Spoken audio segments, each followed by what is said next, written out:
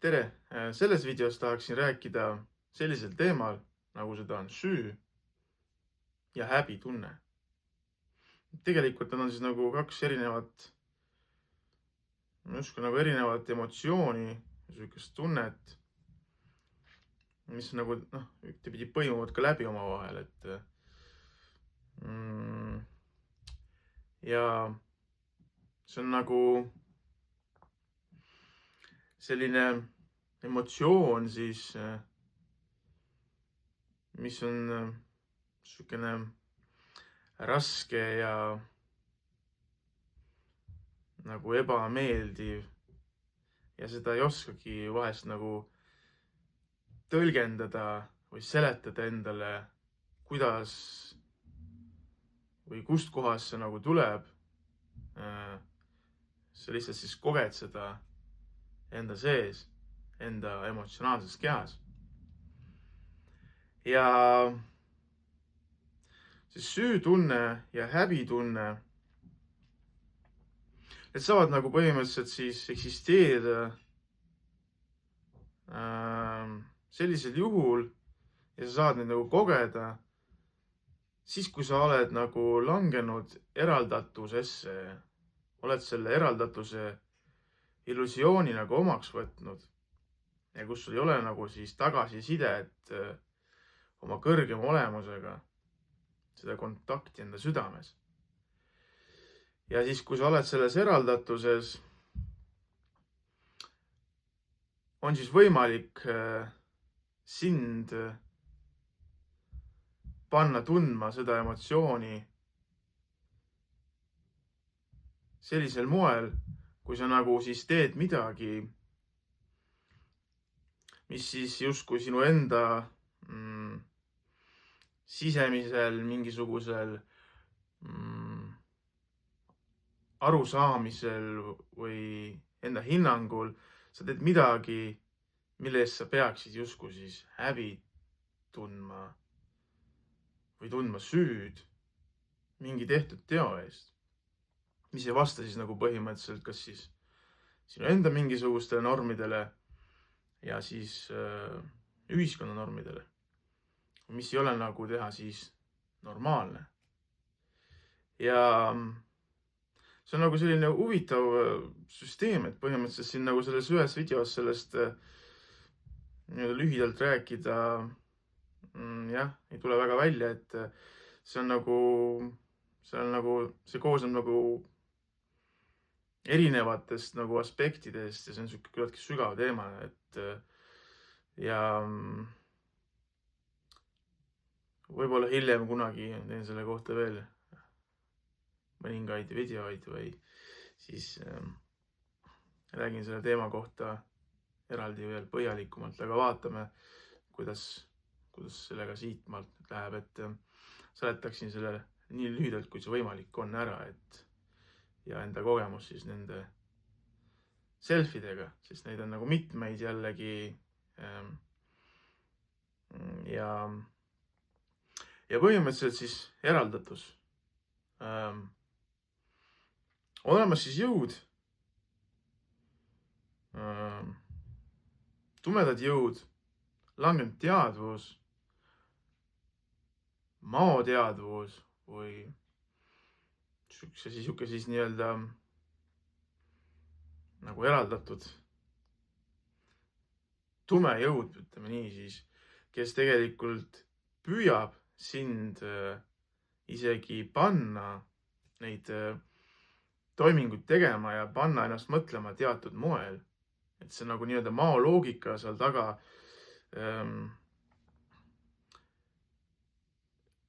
püüab siis nagu inimest panna sellisesse olukorda, kus kohas ta paneb toime mingisuguse teo, mille eest ta siis peaks nüüd häbi tundma.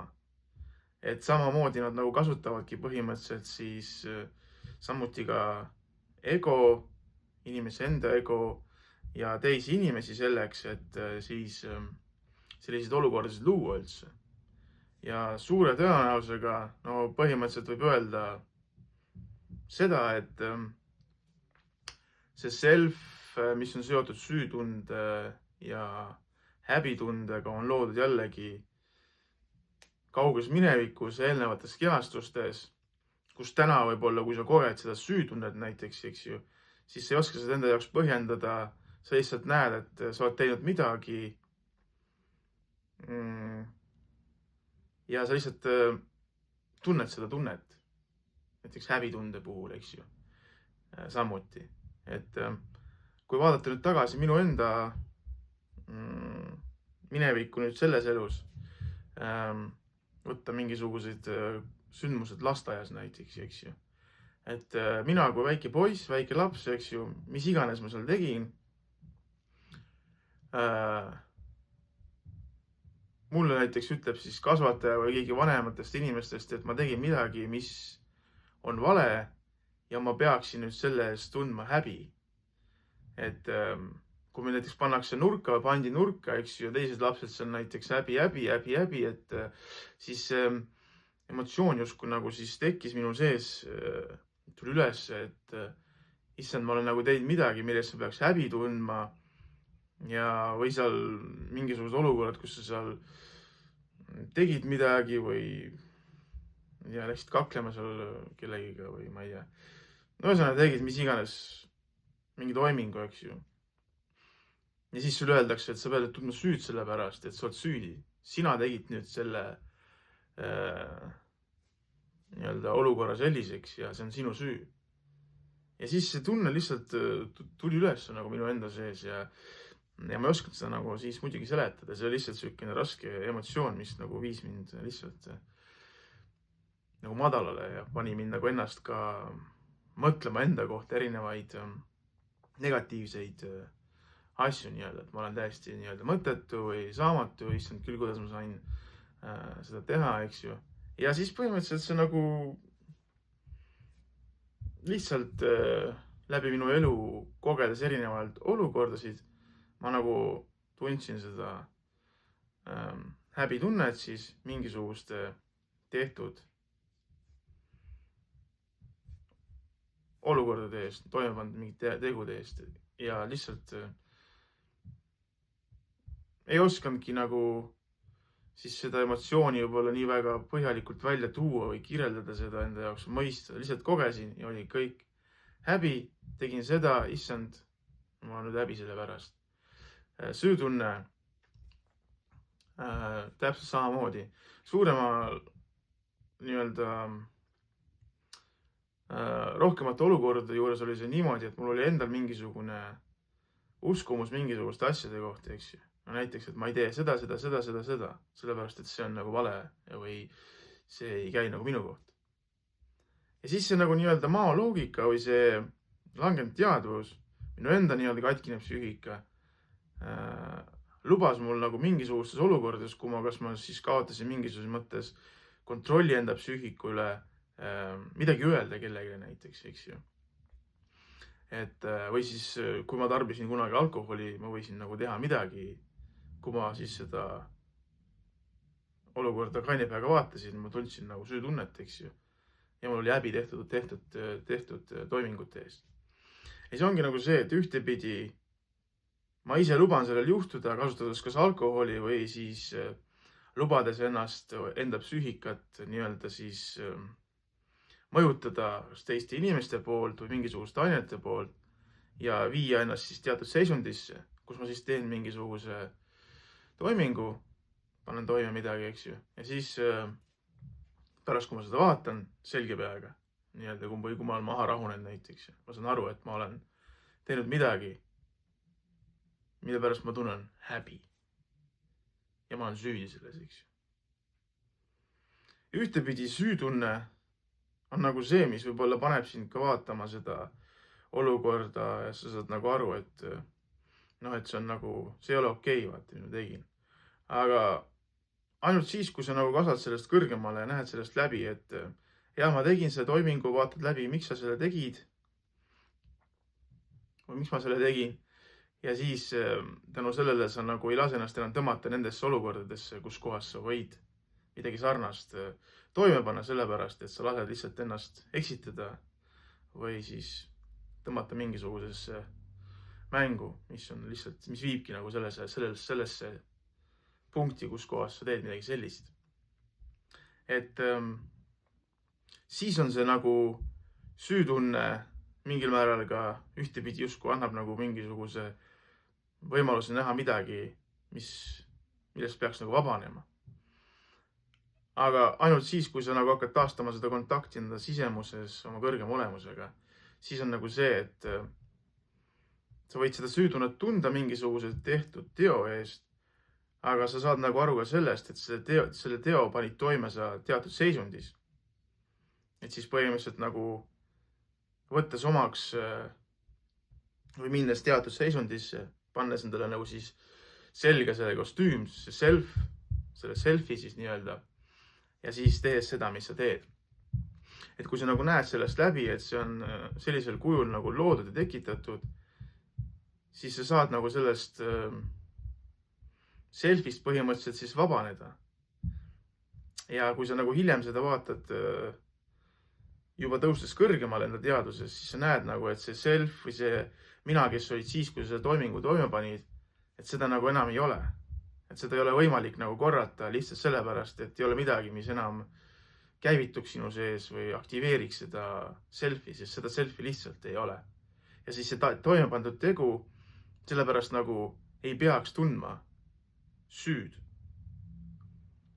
Ja täpselt samamoodi ka häbi. Et mul enda puhul nagu mingi aeg minevikus, kui ma nagu läbisin neid protsesse enda sees, kus ma vaatasin oma selle elu erinevaid olukordasid, toime pandud tegusid või läbi käidud mingid olukorrad, kus kohas ma tundsin nagu sellist rasket emotsiooni, seda häbitunnet või süütunnet. Siis ma lihtsalt käisin need olukorrad enda jaoks läbi ja lihtsalt vaatasin ära, millisel kujul ma sinna sisse nagu sattusin või kuidas ma nagu lasin tõmmata ennast sellesse olukorda, mis oli kuidas see üldse võimalik oli, miks see juhtuda sai. Ja ma lihtsalt lahkasin need situatsioonid enda jaoks läbi.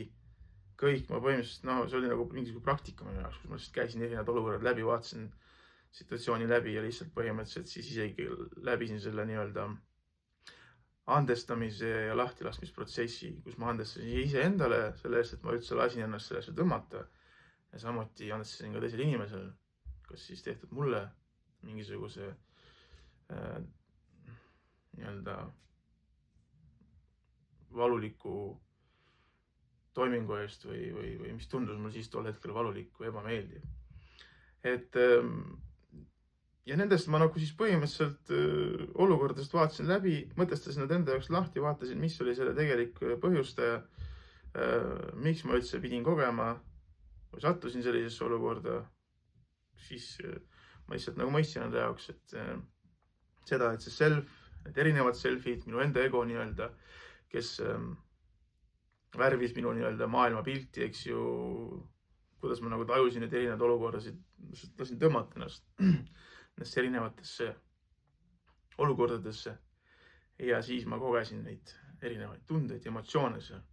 Aga ainult tänu sellele, et ma ise lubasin ennekõike endal langeda madalamale teaduses ja kunagi ammu lõin need selfid erinevates olukordades jällegi, et seal on langenud olendid, eks ju, kes töötavad meile vastu, kelle eesmärk on sind kui vaimset olendit nagu nii-öelda siis hävitada põhimõtteliselt ja töötada nagu siis kõige kasvu vastu. Et ja põhimõtteliselt ma ise nagu siis enda puhul õppisin nendest asjadest läbi nägema, mõistma, kuidas need langenud olendid töötavad, kuidas see maoloogika töötab. Loomulikult ma teen siiamaani sellega tööd, et vaatlen seda igapäevaselt ja õpin alati midagi juurde. Siis see on nagu protsess, mis on nagu pidev kasv, et kogu aeg on nagu midagi, mida vaadata, mille kallal tööd teha. Ja mis puudutab siis konkreetselt neid emotsioone, neid selfe nagu süütunne ja häbitunne, siis tänaseks ma olen nagu vabanenud nendest selfidest. Et kui ma vaatan tagasi enda elu, siis mul ei ole nagu süütunnet, mis iganes tehtud tegude ees. Mul ei ole häbi nende tegude eest ja ma olen lihtsalt kasutanud seda kõike kui kogemust, kui võimalust lihtsalt kasvada ja tõusta kõrgemale enda teaduses, siis mängides neid erinevaid rolle seal, kandes erinevaid siis kostüüme, erinevaid selfe. Aga see oligi nagu siis selline kogemus. Ja täna ma lihtsalt olen sellest vabanenud ja samuti, kui sina oled kogenud või koged neid emotsioone enda kehas, siis enda psüühikas, siis tea, et samuti neist on võimalik vabaneda. Sellest on võimalik, seda on võimalik võtta kui õppetundi ja võtta seda kui kasvuprotsessi. Minnes sinna, sellesse teadusse, eksperimenteerides seal, kogedes seda kõike ja siis tulla sealt välja, tõusta kõrgemale, uuesti astuda siis nii-öelda kasvu tee peale või vaimse tee peale. Et selline lugu siis, lühike lugu nendest selfidest ja nii on.